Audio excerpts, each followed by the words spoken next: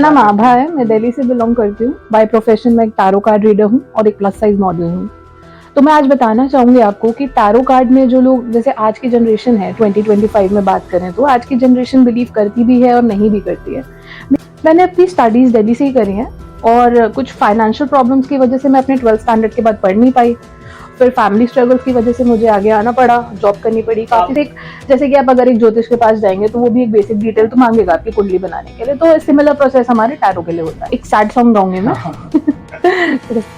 तुमसे मिलना, बातें करना बड़ा अच्छा लगता है।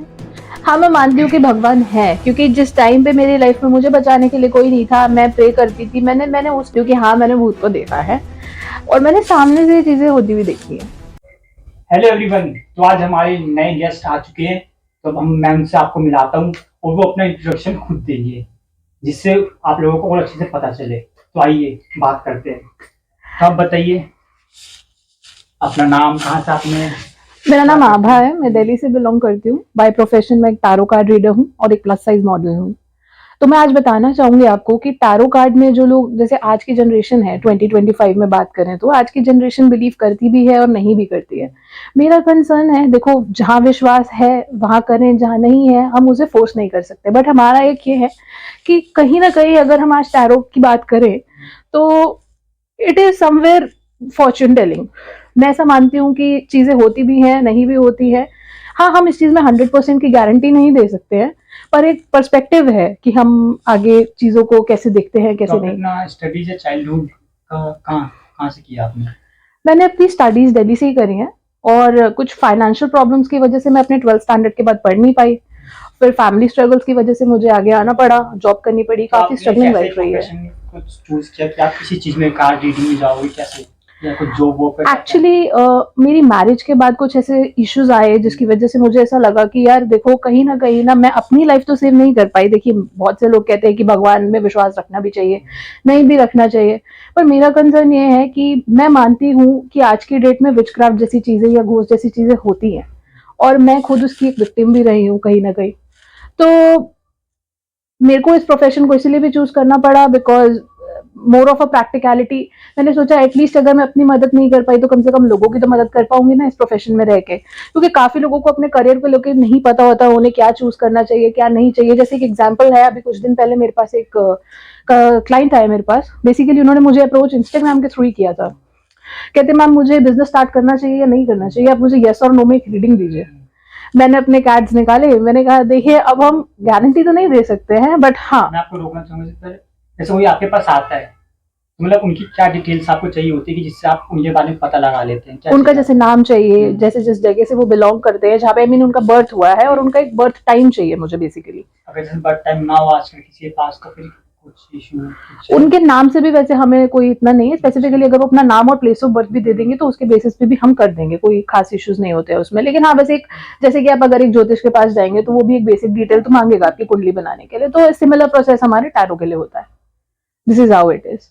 तो फिर जैसे कोई क्लाइंट कोई मतलब कोई केस बताइए कि जिसमें आपको लगा हो कि हाँ ऐसा कोई केस आया हो आपके पास जिसमें आपको लगा हो कि हाँ ये इंटरेस्टिंग है या कुछ टाइप का। हाँ राइट। जैसे मैंने अभी आपको बताया कि मेरे पास में एक ऑलरेडी क्लाइंट आए थे, वो बेसिकली अहमदाबाद गुजरात से बिलोंग करते थे। तो उन्होंने क्या कहा, उन्होंने कहा मेरी ना रिलेशनशिप में बहुत हर्डल्स है, लव लाइफ में बहुत हर्डल्स हैं। अब मुझे ये समझ में नहीं आ रहा है, मुझे गाइडेंस चाहिए कि क्या मुझे उसे कंटिन्यू करना चाहिए नहीं करना चाहिए। देखो हर एक का पर्सनल पर्सपेक्टिव है, मैं ये भी नहीं चाहती कि कोई अपना रिलेशनशिप एंड करे जस्ट बिकॉज वो इन चीजों को बिलीव कर रहा है कि टैरेट पे सब चीजें चलती नहीं। विश्वास करना ना करना is all up to you, उसमें मैं फोर्स नहीं कर सकती। बट हाँ, उनका पर्सपेक्टिव ये था कि कुछ ऐसा कर दीजिए कि मेरी गर्लफ्रेंड मेरे पूरे कंप्लीट फेवर में हो जाए, वो मुझे ये ना कहे कि मुझे उसके साथ जाके रहना है। हम चीजें नहीं बदल सकते, हम सिर्फ सजेशन दे सकते हैं। तो it sounded very interesting to me कि एक नया कंसेप्ट आया है मेरे पास में, जहाँ पे वो कह रहे हैं मेरे गर्लफ्रेंड का माइंड सेट ही चेंज कर दीजिए। हम लोग बेसिकली, तो मतलब ऐसा हो सकता है या नहीं होता। डेफिनेटली ऐसी चीजें होती हैं, बट क्योंकि हम लगता है कि हमें नहीं करना चाहिए, करना चाहिए, क्या लगता है आपको। हमें नहीं करना चाहिए बिकॉज कल को देखो, मैं ऐसा मानती हूँ कि कर्मा एक ऐसी चीज है जो वापस हिट बैक करेगा। तो हमें कर्मा क्यों हिट करना है वापस। अपना कर्मा हिट तो नहीं करेंगे ना। आई मीन वो चीज इवेंचुअली हम पे घूम करके आएगी तो हम क्यों करें। आई मीन करने वाले लोग करते हैं, देखिए लोग बहुत से ऐसे भी है जो तांत्रिक के पास जाते हैं, गलत काम करते हैं और कोई तरीका ऐसा अपना लेते हैं जिससे ये सब चीजें होती है, राइट। सो यही है। तो आप मतलब कार्ड दिखा सकते हैं? हाँ, देखिए, show ये you. कार्ड होता है जिससे मैम पता लगा लेती हैं कि आपके लाइफ में क्या स्ट्रगल है, आप किस कैरियर में जाइए, क्या चूज किए। मैम को मैं बोलना चाहूंगा आप एक कार्ड दिखाइए सबको कि कैसे क्या होता है। राइट। हमें ना जैसे जैसे किसी बिगिनर के लिए भी अगर हम बात करें ना, यूजुअली क्या है, जब मैंने स्टार्ट किया था तो मुझे भी एक बुकलेट मिली थी इसके साथ में, जिससे कि हम और एनहांस कर सकते हैं रीडिंग्स को। लेट्स सपोज कि ये सारे कार्ड्स हैं। अब इसमें क्या है कि मान लो को आपने किसी ने बताया, मैं इनको 3 बार शफल करूंगी और उसके बाद में आई मीन जिस गॉड को मैं मानती हूँ उनके नाम से 3 बार जो है मैं वो क्वेश्चन रिपीट करूंगी। मेरा प्रोसेस है ये। और उसके बाद में जैसे मान लीजिए कोई भी कार्ड आता है, लेट्स सपोज हम बात करें एक बार के लिए हमारा द हैंग्ड मैन का ही, ये वहाँ दिखा दीजिए। हाँ राइट। द हैंग्ड मैन का कार्ड अगर हम बात करें तो इस कार्ड के ऊपर जैसे कि मेंशन है, अगर आप देख सकते हैं इसमें मे बी की रीडिंग है, ना हाँ ना ना। तो अब अगर मान लीजिए हमें जो हमारे पास डिटेल्स है, जो हमारे पास यहाँ मेंशन हो रखी है, अपराइट रीडिंग्स है, अगर इसको और क्लैरिफाई करने के लिए हम टैरोट रीडर्स के पास में ऑप्शन होता है कि हम आप लोगों को गाइडेंस दे पाए। समटाइम्स क्या होता है हमारे को कार्ड से क्लैरिटी नहीं मिलती, हमें आप लोगों को गाइड करने के लिए अपनी बुक्स यूज करनी पड़ती हैं आप लोगों को बेटर रीडिंग प्रोवाइड करने के लिए।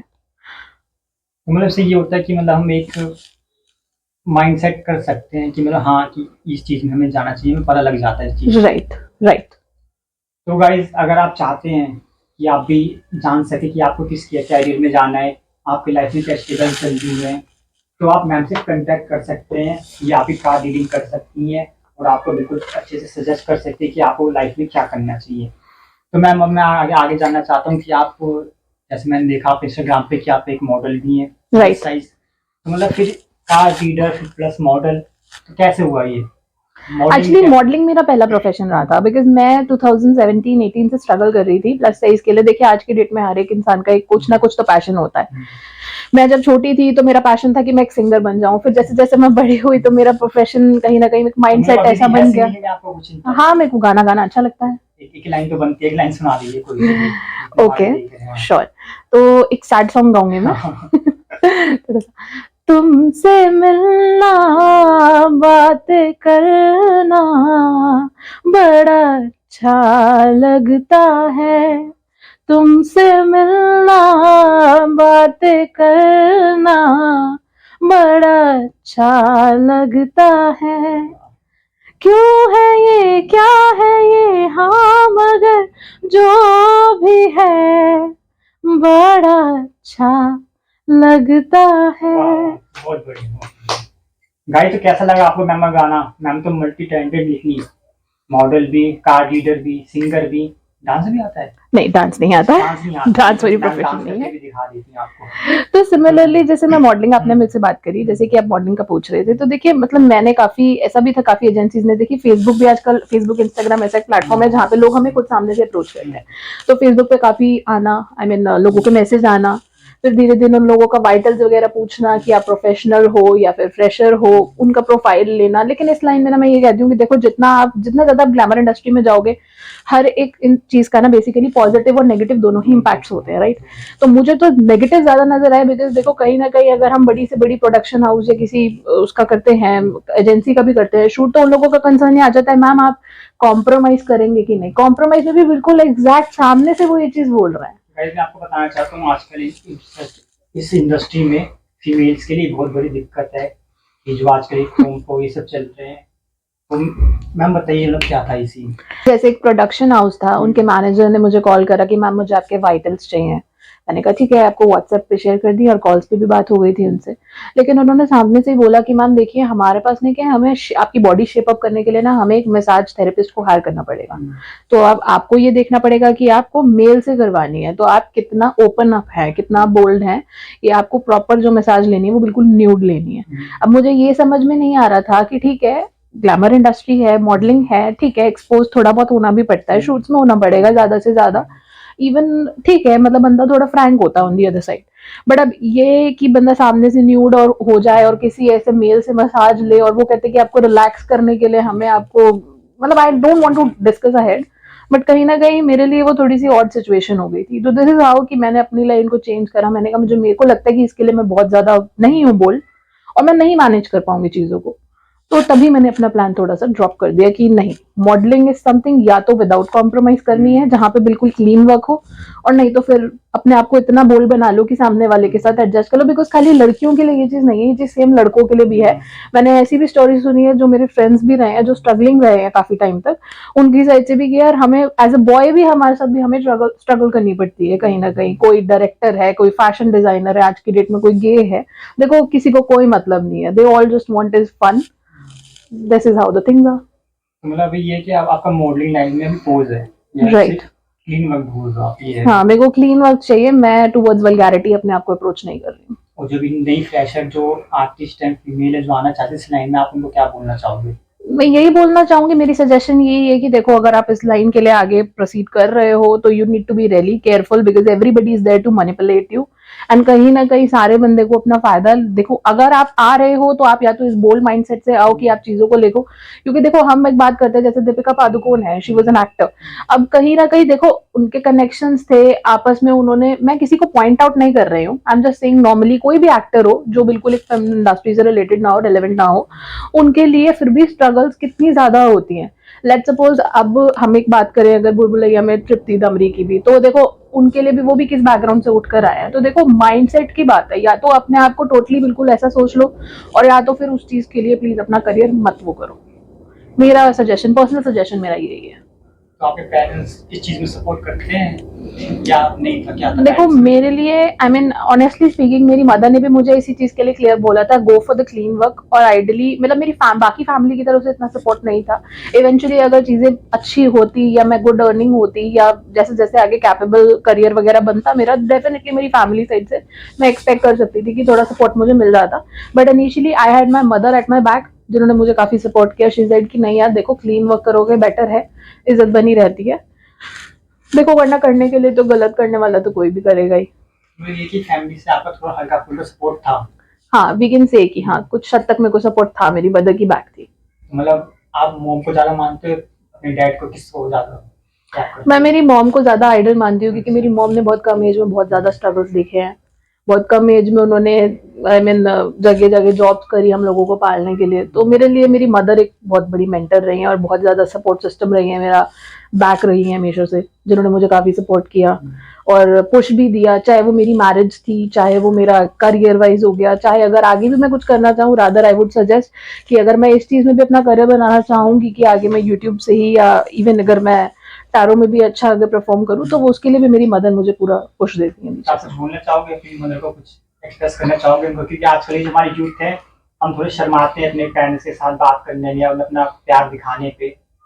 तो मैं यही बोलना चाहूंगी कि मम्मा अगर आप नहीं होते तो मैं आज कुछ बन नहीं पाती, मैं इतना भी नहीं कर पाती जो शायद मे बी एक उंगली पकड़ने के लिए ही बचपन से, जब मुझे लगता था यार मेरे साथ कोई नहीं है, थैंक्स फॉर बीइंग देयर कि आप थे, जिन्होंने मुझे हमेशा गाइड करा, जिन्होंने बोला सही क्या है गलत क्या है, बेटा अपनी दायरों में रहना, अपनी इज्जत का, मान मर्यादा, बीइंग अ फीमेल एक मान मर्यादा का ध्यान रखना, कभी ये मत भूलना कि कुछ गलत काम करने से पहले 100 बार अपने माइंड में थॉट्स लाना, और सही बुरे की तालीम देने के लिए सच में थैंक यू। और इनफैक्ट मुझे इतना सपोर्ट करने के लिए कि मेरे को इतना पुश दिया कि मैं चीजें कर पा रही हूँ, मैं लोगों की एटलीस्ट, अगर अपने लिए कुछ नहीं कर पाई तो एटलीस्ट मैं लोगों के लिए कुछ कर पा रही हूँ। That's the main thing I want to say to my mother. तो मैं आपसे ये पूछना चाहता हूँ, या जैसे आप इसमें लाइन में, राइट, तो आपके कोई male friends, female friends? Male female friends हैं बहुत कम है, मतलब I mean I just don't open up too much for any of my friends. हाँ, मेल फ्रेंड्स भी है, फीमेल फ्रेंड्स भी हैं, बोथ तो ऑफ आपको देम। क्या लगता है कि बॉयज ज्यादा ट्रस्टफुल होता है या फीमेल, इसका ट्रस्ट ज्यादा बेस्ट होता है? देखो मेरी लाइफ में ना, मैंने जहां तक देखा है, मेरे लिए मेन ज्यादा ट्रस्टफुल होते हैं एज कम्पेयर टू फीमेल। मैं ये नहीं ये बात कहूंगी, सही कह रही हैं, गर्ल्स बहुत अनट्रस्टफुल होती हैं, उनका भरोसा नहीं है।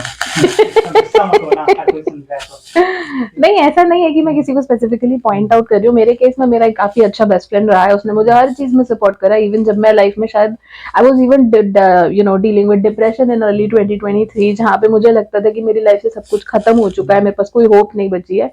मेरे को ये कह रहे हो, चाहे मदर मेरे सपोर्ट सिस्टम रहे, उन्होंने शुरू से मुझे ये सपोर्ट करा कि नहीं देख, अगर तू खुद नहीं बाहर निकल पाएगी ना, तो देयर वुड नोबडी जो तुझे कोई निकाल पाए, खुद से तुम करोगे तो सही है। इवन डॉक्टर्स ने मुझे ये तक बोल दिया था कि यार अगर देखो दवाई हम देंगे, लेकिन दुआ के साथ साथ दवा, दोनों चीजें काम आती है। तो यहाँ पे मेरा कंसर्न है कि मुझे एक पुश देने वाला और कोई नहीं, मेरा अपना एक बेस्ट फ्रेंड था जिसने बोला देख, लाइफ में ना हर चीज अपने टाइम पर अच्छी लगती है, अब अगर आप तुम उस चीज के अंदर ही खुद जीने चले जाओ तो वो चीज नहीं है। मेरे सीक्रेट्स हो, मेरी कैसी भी लाइफ हो, उस इंसान ने हर चीज में मेरे को सपोर्ट करा, यहाँ तक कि जो रिस्पॉन्सिबिलिटीज उनकी भी नहीं थी उससे भी बियॉन्ड जाके भी उन्होंने काफी किया। आई मीन गर्ल्स के लिए भी बात करूं तो एक हद तक आप मान लो आप बीमार हो, कोई भी हो, कोई सामने वाला आपके लिए नहीं आएगा। आई मीन रात के 2-2 बजे नहीं आएगा, तो there was somebody who supported कि रात के 2 बजे आ जाना, यार तबीयत खराब है हॉस्पिटल लेके जाना है।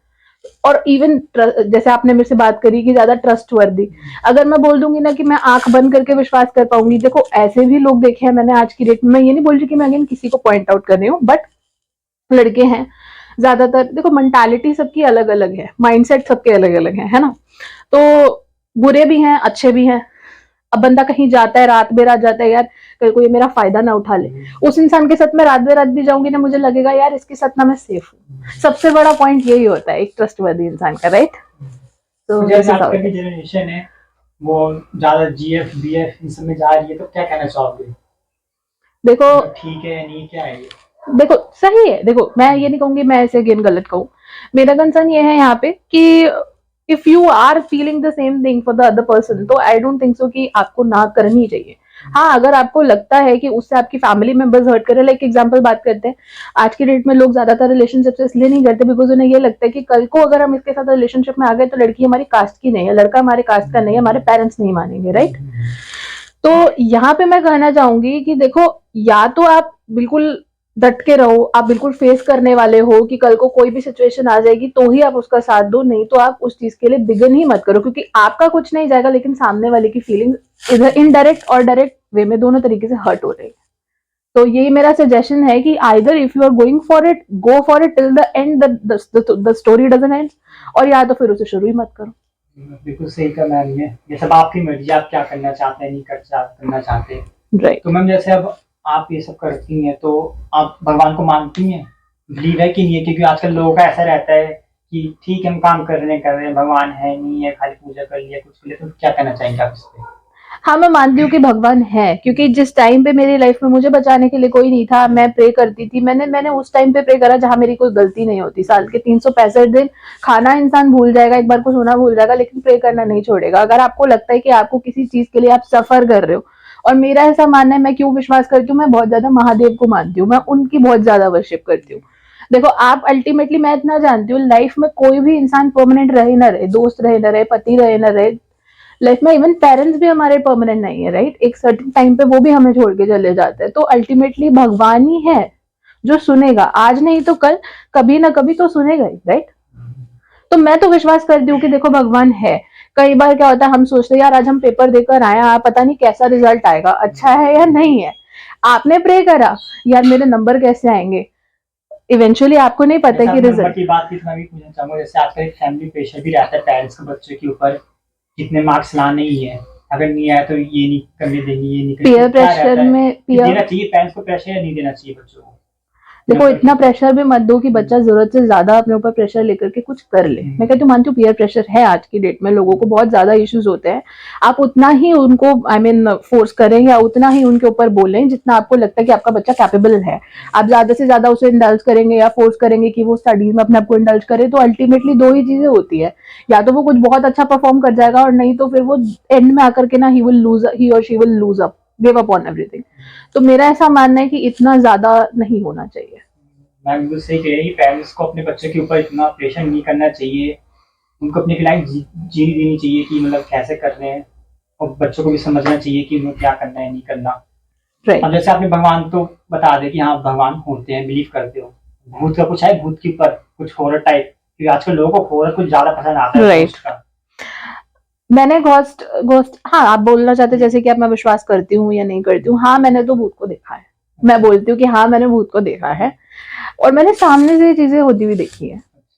मतलब मैं बताती हूँ, मैं जैसे इवनिंग वॉक के टाइम पर अगर मैं बात करूँ, मैं मेरे डॉग को लेकर के जाती हूँ, वो ना कंटिन्यूअसली ना 10 मिनट 15 मिनट ना एक पीपल के पेड़ के आगे ना स्टेयर करती रहेगी। उसका हेड लेफ्ट साइड टिल्ट होगा, राइट साइड टिल्ट होगा। मैं 10 मिनट तो पहले ना शुरू शुरू में जब मैं छोटी थी, जब मैं लेकर ही आई हुई थी, 5 साल 6 साल हुए थे उसे आए हुए, तो ना मैं सोचती थी यार ये ऐसा क्यों करती है।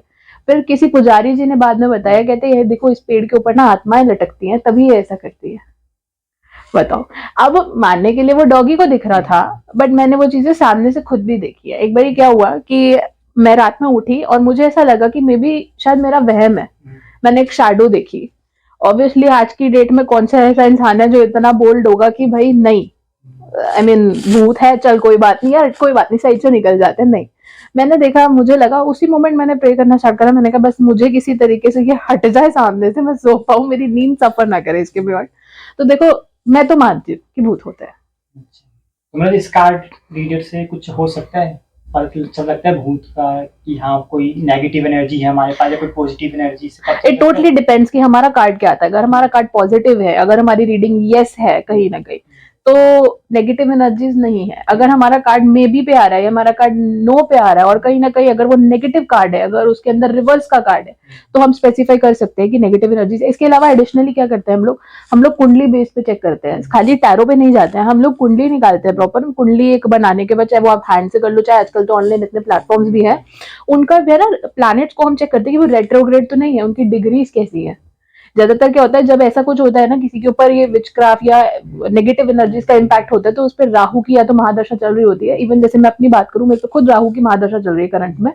राहु, केतु और मून, ये तीनों ऐसे हैं जिनकी कंजंक्शन क्लियरली स्पेसिफाई करती है कि या तो वो इंसान ब्लैक मैजिक से सफर कर रहा है, या फिर उसके ऊपर इस टाइम पे छाया है। तो मतलब आप इसकी एक रेमेडी भी बता सकते हो, मतलब कैसे अगर किसी के पास कुछ नेगेटिव हो राइट। कैसे उसको ठीक कर सकते तो हैं? उसे वो ये कर सकते हैं कि सबसे छोटी रेमेडी और बहुत कॉमन रेमेडी तो ये है कि आप किसी काले कुत्ते को जो है रोटी खिला दे, दूध दे दे, ऐसा करके। या फिर किसी जैसे मंदिर के बाहर कई लोग होते हैं जो गरीब होते हैं, जो लोग चीजें नहीं अफोर्ड कर पाते, सर्दियों में क्या होता है कि आप उनको कोई काला कपड़ा दान कर दें। ये एक छोटी सी रेमेडी है जो सबसे कॉमन है इन सब चीजों को रिमूवल के लिए और नेगेटिव एनर्जीज को रिमूव करने के लिए। या फिर जब आप सोते हैं, तो एक पानी का ग्लास आप अपने, जैसे मान लीजिए जिस भी पोजीशन में आप सो रहे हैं उसके पास रख के, अगर कोई टेबल है तो सिमिलरली उतना ही डिस्टेंस होना चाहिए उसका, उसके पानी का ग्लास उसके ऊपर लिड वगैरह लगा करके सो जाए, और नेक्स्ट मॉर्निंग उस पानी को किसी पौधे में डाल दें। ये एक हमारी रेमेडी है। तो भाई देखिए मैम ने आज कितना अच्छा हमें बताया कि क्या डिटेल से हम कितनी सारी चीजें जान सकते हैं कि नेगेटिव एनर्जी है कि नहीं है, पॉजिटिव है कि नहीं है, उसे हम कैसे ठीक कर सकते हैं, मैम ने ये भी बताया। तो आप भी अगर जानना चाहते हैं कि आपके पास कोई नेगेटिव एनर्जी है पॉजिटिव है, तो मैम बिल्कुल रीड करके बता सकती हैं। आप मैम से कॉन्टैक्ट कर सकते हैं। मैं मैम की आईडी यूट्यूब चैनल पे या इंस्टा की आईडी मैम की डाल दूंगा नीचे में। तो मैम कुछ बताइए आप अपने फ्रेंड्स के बारे में, कोई रिलेशनशिप क्या कैसा था क्या? एक्चुअली मेरी लाइफ में ज्यादा रिलेशनशिप्स तो नहीं रहे, मेरी लाइफ में 2 ही रिलेशनशिप्स रहे थे। एक मेरी मैरिज के पहले में था, और एक करंट पे मैं रिलेशनशिप में हूँ। अभी क्या है ना कि पहले की बात करें ना, तो आज की डेट में हर इंसान सीरियस नहीं होना चाहता, सबको चाहिए कैजुअल रिलेशनशिप, कोई भी सीरियसनेस लेता ही नहीं है। लोगों को लगता है जब तक हम डेट कर रहे हैं ठीक है, जब तक we are having fun it's fine. जब बात आ जाती है कमिटमेंट की, तो या तो कोई ना कोई टैंट्रम होता है, या फिर अल्टीमेटली वो फैमिली मेंबर्स का बहाना लगा करके रिलेशनशिप एंड हो जाता है। सिमिलरली मेरा एक सिचुएशन शादी से पहले की थी, जब मेरा एक रिलेशनशिप था। इट वॉज ऑल गुड जब तक सब कुछ चीजें अच्छी चल रही थी। जब उन्हें लगा कि हाँ अब शादी का मैटर उठ रहा है घर में, तो उन्होंने डिसाइड करा कि यार चीजें ऐसे वर्कआउट नहीं कर पाएंगी, and he just give me a lame excuse कि मेरी मॉम ने मना कर दिया, मेरी मॉम ने ऐसे कहा वैसा कहा। ऑल्दो हमारा पब्लिक रिलेशनशिप था, बट चीजें वर्कआउट ना करने की वजह से इवेंचुअली वो एंड अप हो गया। इन बिटवीन मेरी मैरिज हो गई, मैरिज के साथ में बहुत से इश्यूज अराइज हुए। आज हम लोग सेपरेटेड है दोनों, हम लोगों की अल्टीमेटली मेरी मैरिज भी लव मैरिज थी। बट मेरा एक सजेशन सबको यही है कि अगर लड़की अपने पैर पे नहीं खड़ी है, तो इससे बड़ी बेवकूफी कोई नहीं है आज की डेट में। बिकॉज अपने पैर पे खड़े होना, क्योंकि सबसे पहला लेसन मेरे लिए वहां मिल जाता था जहां पे मैं इनके साथ सेपरेट हुई, कि यार अगर आज तुम अपने पैरों पे नहीं खड़ी हुई ना, रीजन बिहाइंड मेरे हस्बैंड ने मुझे बोला आप ना शादी के बाद जॉब कर लेना, कोई प्रॉब्लम नहीं है। और जैसे मेरी शादी, उन्होंने मुझे जॉब के लिए मना कर दिया, कहते हैं आप जॉब नहीं करोगे, आप 3 साल आप शादी में, अगर आपकी शादी वर्कआउट कर रही है ठीक है, इट्स वेल एंड गुड, अगर चल गई तो जैकपॉट है, नहीं चली तो बिल्कुल नीचे उसमें जमीन में। तो दोनों ही सिचुएशंस कॉम्प्लिकेटेड है। अगर आप कर रहे हो तो ठीक है, चल गई तो बढ़िया है, नहीं चल रही है तो आप बिल्कुल डाउन डाउन टू अर्थ हो। और मेरे साथ भी सेम चीजें हुई, जॉब छूट गई, मना कर दिया, मैंने कहा ऑप्शन नहीं है। अब अगर आप छोड़ोगे तो उन्हें लगेगा कि आप टोटली उन पे डिपेंडेंट हो। छोड़ने के बाद इजीली जॉब ना मिलना, काफी स्ट्रगल करना कॉर्पोरेट के लिए, जैसे तैसे एक जॉब मिलना, फिर जॉब चले जाने के बाद में फिर मेरा अपना कुछ बिजनेस स्टार्ट ऑफ करना, जिसमें मैंने एक टैरो कार्ड का अपना स्ट्रगल किया है और फिर चीजें आगे वर्कआउट करी है। तो आप यही कहना चाहते हैं कि जितनी फीमेल्स हैं जो सुन रही हैं तो वो खुद अपने पे डिपेंड रहे, इंडिपेंडेंट रहे, है ना? राइट मेरा सबसे ज्यादा यही मतलब एक आज का एडवाइस होगा, एडवाइस ऑफ द डे होगा कि आप लोग अपने करियर पे सबसे ज्यादा फोकस करें, बिकॉज करियर ही एक ऐसी चीज है, एकमात्र चीज है जिससे आप आगे कहीं ऊपर तक भी पहुंच जा सकते हो, वरना फिर लाइफ बिल्कुल हेल हो जाती है फीमेल्स के लिए कहीं ना कहीं। तो आपने जैसे बात करी, और अभी के बाद अगर मैं बात करूं रिलेशनशिप की, तो मेरे को शायद इतनी थैंक्सगिविंग पहले नहीं मिली होगी इस जितना मुझे इस रिलेशनशिप में मिल रही है। तो it depends person to person. देखो ट्रीट करने का तरीका अच्छा भी हो सकता है, बुरा भी हो सकता है, शायद उसके इंटेंशन सही नहीं थे जिसको मुझसे शादी नहीं करनी थी। और एक अब के बाद में बात करें तो देखो पॉजिटिव के साथ साथ नेगेटिव है हर चीज में, चाहे वो पढ़ाई हो चाहे रिलेशनशिप हो, तो मैं किसी चीज को पॉइंट आउट नहीं करूंगी यहाँ पे। तो this is how the relationship and dating things work out. जो आजकल चल रही है ऐसे कैजुअल चल गया है, भी चल गया, फ्रेंड विद बेनिफिट्स, तो क्या आपको लगता है ठीक है टाइम पे, या मतलब कि क्या है, क्या कहना चाहते हैं? जैसे मैंने आपको बताया चीजें देखो सीरियस हो तो बेटर है, ना हो तो भी वो है। देखो मेरा कंसर्न ये नहीं है। देखो कई लोग ऐसे भी हैं जो सिचुएशनशिप्स में भी खुश हैं, कई लोग ये हैं जो फ्रेंड्स विद बेनिफिट में भी खुश है।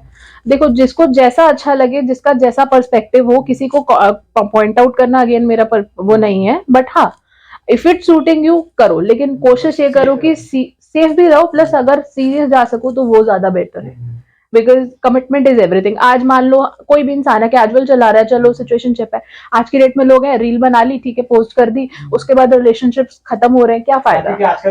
पब्लिसिटी जा रही है, पब्लिसिटी जा रही है, लोगों को पता लग रहा है यार ये दोनों बंदे आपस में जो है रिलेशनशिप में थे, या लोगों का सिचुएशनशिप चल रहा था, और उसके बाद में चीजें एंड अप हो गई। आपका कुछ नहीं गया, आपको ऑडियंस जानती है, आपके घर पे चीजें पहुंच रही है, आपके घर वाले आपको सुना रहे हैं, लेकिन आपको नहीं फर्क पड़ता, बिकॉज आपका माइंडसेट क्लियर था कि आपने रिलेशनशिप या आई मीन आपने सिचुएशनशिप या आपने तो फ्रेंड्स विद बेनिफिट तक का ही सफर तय किया है।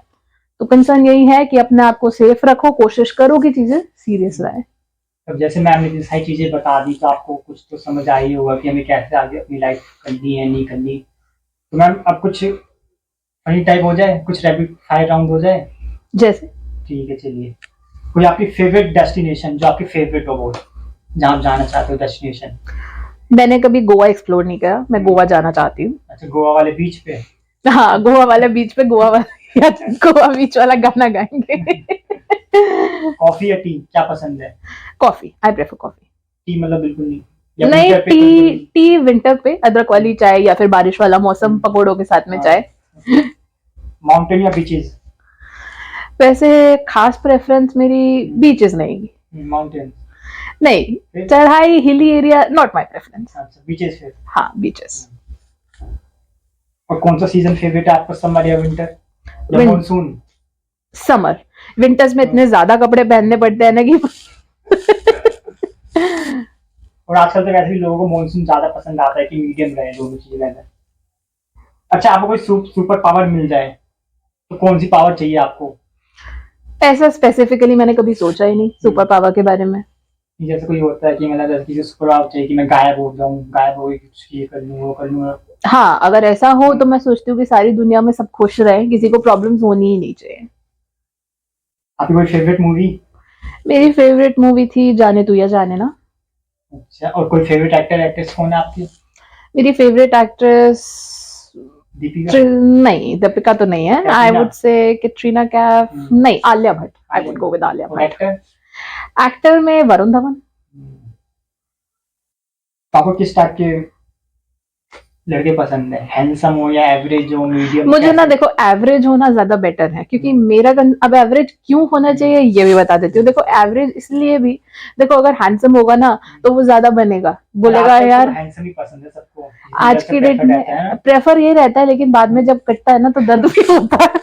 जो सुंदर कटेगा आपका सबका।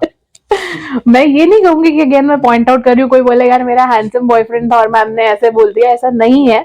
मेरा अगेन यही है कि देखो यार एवरेज गाय के साथ में ना तुम्हें पता है कल को ना वो तुम्हें किसी चीज को लेके ना नीचा नहीं दिखाएगा, और अल्टीमेटली तुम्हारे रिलेशनशिप में ना मेरे को ऐसा लगता है कि मुझे एवरेज लड़कों ने हमेशा रिस्पेक्ट दी है। तो आपको क्या पसंद है, मोमोज या गोलगप्पे? I would go with momos. गोलगप्पे नहीं, तो बस तो कहती है भैया और चटपटा पानी दे दो। मुझे मोमोज बहुत बढ़िया लगते हैं, चाहे वो स्टीम हो या फ्राइड हो। कोई टैटू है? हाँ, टैटू है मेरे। कितने टैटू है आपके? मेरे 2 टैटूज हैं, एक लेफ्ट हैंड में, एक राइट हैंड में। मैम के कपड़े पहने हम दिखा भी नहीं सकते आपको। फिर कभी। पर ये कि मैम के पास 2 टैटू है। हाँ, 2 घर वालों टैटू। कोई दिक्कत नहीं टैटू से या कुछ? नहीं, बिकॉज इस बाजू पे मेरे ओम नमः शिवाय का टैटू है, उससे तो कोई खास फर्क पड़ना ही नहीं था, और यहाँ मेरा नाम है। तो कुछ पेन वेन होता है जब कराते हैं? बस ऐसे लगता है जैसे चींटी काट रही है, कुछ उससे ज्यादा नहीं होता है। इंजेक्शन ही समझ लो, छोटा सा इंजेक्शन का पेन। डांस सिंगिंग वो तो आपको बोल दिया। सिंगिंग, सिंगिंग है। तो गाइस आज मैम से बात करके बहुत अच्छा लगा और शायद आपको भी अच्छा लगा होगा मैम से बात करके, मैम की बातें हैं जो स्ट्रगलिंग लाइफ थी मैम की जान के। मैम आपको कैसा लगा? मुझे भी काफी अच्छा लगा मेरा लाइफ के एक्सपीरियंस शेयर करके, एक अच्छी बातचीत हमारी, एक अच्छी कॉन्वर्सेशन करके आपसे काफी अच्छा तो जितने फील लोग हुआ। देख रहे हैं आप उनको कुछ कहना चाहोगे, लास्ट मैसेज है कुछ, जितने भी अभी यंगस्टर हैं, जो भी फ्रेशर हैं, एक्सपीरियंस है, जो भी मॉडलिंग है, जैसे acting कि line मैं है। बार बार एडवाइस दे रखी थी, सेफ रहें, खुद अपना ध्यान रखें, क्या आपके लिए सही है क्या नहीं है। जो चीजें ना समझ आए वहां पे अपने पेरेंट्स से एडवाइस ले ले, ना मिले तो कम से कम अपने फ्रेंड सर्कल से एक बार बात कर ले। अपने आप को लाइफ में, जैसे कि मैंने चीजों को डील करा, अपने आप को इतना ज्यादा बर्डनाइज भी ना करने की खुद एंजाइटी या डिप्रेशन का शिकार हो जाए। मेरे लिए एक छोटी सी सबक यही है। बाकी लाइफ में रिलेशनशिप्स और सब चीजें पीछे रहेंगी, पहले सबसे इंपॉर्टेंट बेसिकली आता है हमारा करियर। करियर पे ज्यादा फोकस करें, दैट्स ऑल।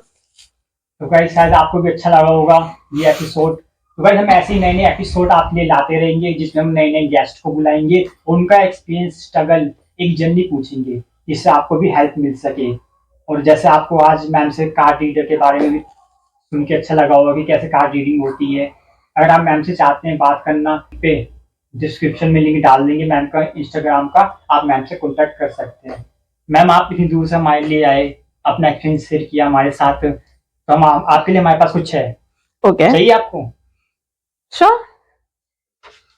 तो गाइज मैम के लिए दो ये गिफ्ट, शायद मैम को अच्छा लगे, मैम मिल जी अपनी दूर से आपके लिए।